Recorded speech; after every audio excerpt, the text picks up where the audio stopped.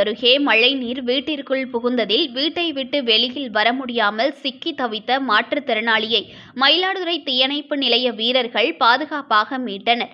மயிலாடுதுறை மாவட்டத்தில் 3 நாட்களாக கனமழை பெய்து வருகிறது. ஒரே நாளில் மயிலாடுதுறையில் அதிகபட்சமாக 22 சென்டிமீட்டர் மழை பதிவான நிலையில் தாழ்வான பகுதிகளில் உள்ள குடியிருப்புகளை சுற்றி மழைநீர் தேங்கியுள்ளது.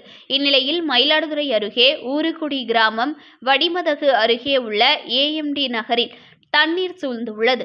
தாழ்வான பகுதியில் உள்ள பாலையா என்பவரின் வீட்டிற்குள் மழைநீர் உட்புகுந்துள்ளது.